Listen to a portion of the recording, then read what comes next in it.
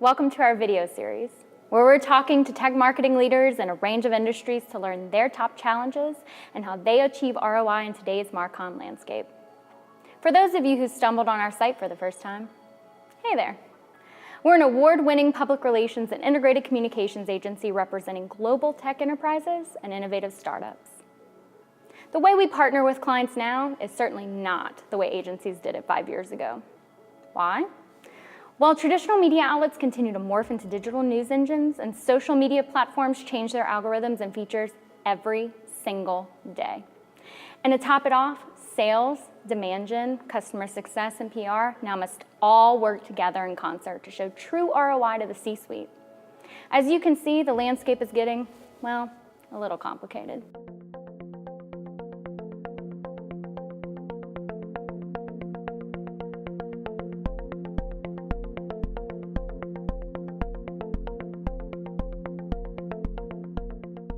So today I'm joined by Michelle, who came all the way from Omaha, from her world-class data center facility at FNTS, to have a conversation today. And Michelle, you know what I love about FNTS is you guys truly do provide bleeding-edge technology to your enterprise clients, but you really do it with these Midwestern values and that customer-first approach.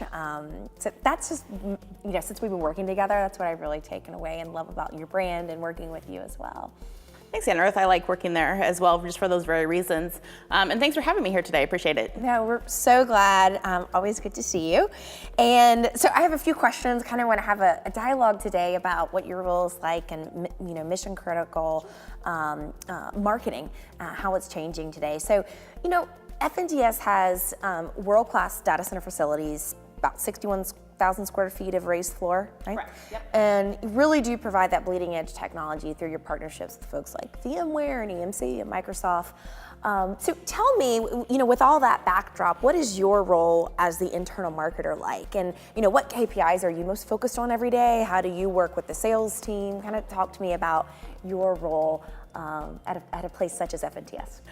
The most of our focus is on inbound and outbound marketing, using multiple channels to get leads in, to pass them off to the sales team. In addition, we also have a nurture campaign in place, so we help leads score those leads before they go to sales, so they know how good or how engaged a lead is with FNTS before the salesperson reaches out to them. Some of the main KPIs we focus on are traffic on our website. We always like to see that number going up, as well as conversions. Conversions is the second part that's really big for us. So as long as the traffic is up, the bounce rate is down, and the conversions are happening, we're pretty happy. Good. And so let's talk about the challenges getting there. So the mission critical industry is definitely evolving and maybe going through its biggest evolution yet. Enterprises are phasing out this legacy infrastructure and opting for managed service providers like FNTS. So what challenges does that pose for marketers like yourself and then your peers at other mission critical facilities? How has that changed kind of your role, maybe from even when you started? I think the biggest change is there's so many channels out there. There's video, there's white papers, social media, email, referrals, partner relationships. So really it's getting the right message to the right person at the right time. And in the mission critical industry, it really is, they're looking for you if they've had an issue, if they're doing a price check, or if they've heard great things about you, and they're looking to make a switch, like phasing out the legacy systems and bringing in the newer technologies that are coming. So you've got buyers in different stages of your journey then, right? Because you have some that are phasing out and for the first time looking for a managed service provider, while you might have some others that are simply looking to make a data center facility migration. Correct. Right?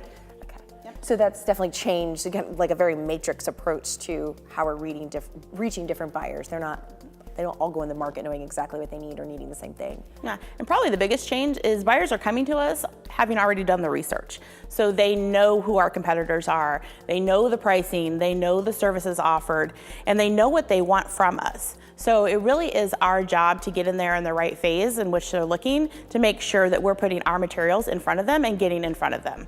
That's a great point. So, and I'm sure you've seen heard these statistics too, but it takes 7 to 13 touch points to generate a qualified lead today.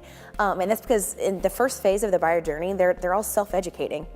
Before they come to you, they've formulated, a good bit about their decision and the direction in which they're going to go, right? And so a lot of, businesses we speak to today, we're not even in the stack a lot of places because we don't have enough content out there to reach the buyers. So they're completely being overlooked because they aren't, they're not a content engine yet until they start working with us. And then the other compelling stat around that too is IT buyers in particular, the first 2 choices of content that they consume, one is third party, so press, analysts, and then the second most popular form of content for IT buyers today is white papers. And I know we've been working with those for you, particularly your buyers are more technical, so they do like reading more in-depth content pieces. So that's really good insight. So I'd like to kind of pivot back now and talk about how we've deployed an integrated approach to help FNTS. So you were touching on that. Like today, when we were brought in and first engaged with you, it was like, hey, we need to be producing more content across a myriad of channels. So we're reaching those buyers at different stages of their journey.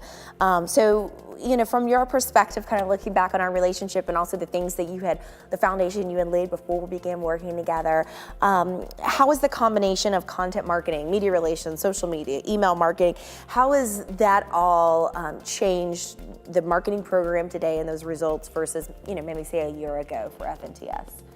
I think the biggest change is the storytelling. When you guys came in, you really helped us tell our story. And when you have a good story to tell, people are going to listen. And it's telling that story on your different channels. It's telling your story on social media.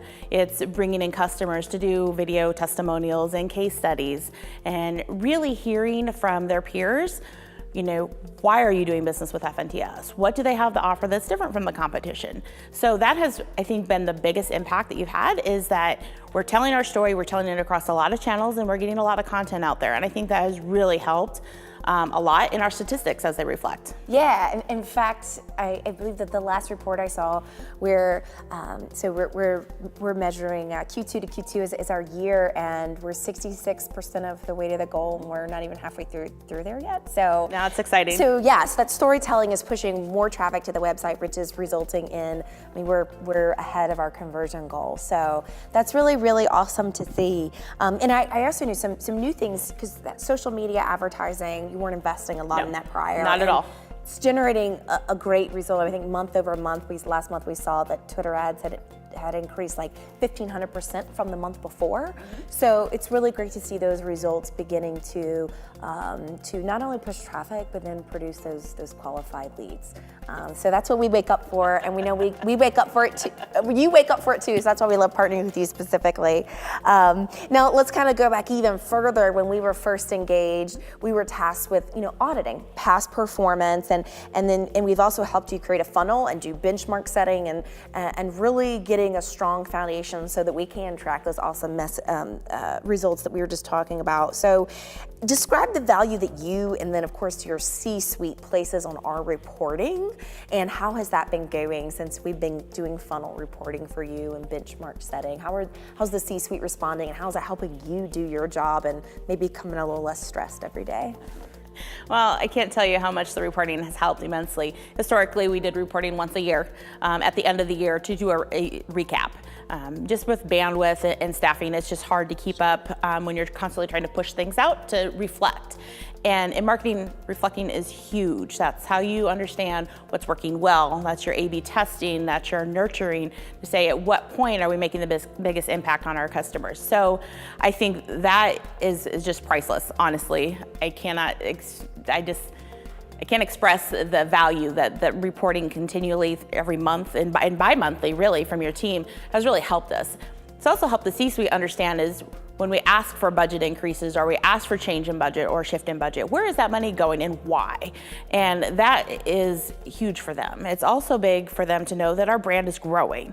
So to see the web traffic increasing and to see the visitors and the conversion, that helps them put the dollars into action, I guess. I love that. I love that. That's thank you for that feedback. It's great to hear.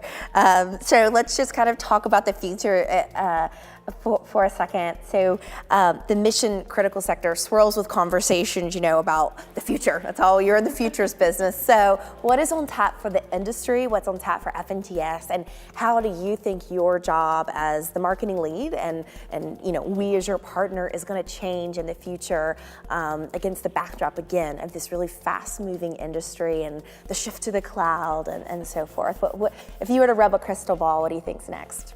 I think that marketing is going to change even more. And with technology, you see the hyper-converged infrastructures coming, so it really is pushing out infrastructure faster. And I think the same thing is going to happen with marketing. It's really, pushing out the content faster. It's pushing out the right content to go within the buyer's life cycle and not interrupt it, not forcing it to them, but getting the right message to the right person at the right time, and even sharper and crisper and faster. So I'm really excited to see what we can do with social media to continue the storytelling and continue down the path of what we're doing.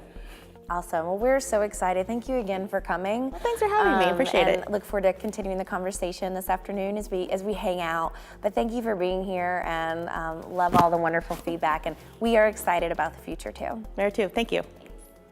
As you can see from that discussion, the integrated approach is really how we view the world. To break it down even further, let's look at our integrated approach diagram. You can really see that we begin with solid messaging and content. This content has to be compelling and digestible so that it will attract your buyers. This is really important because it takes 7 to 13 touch points to convert a B2B buyer into a qualified sales lead.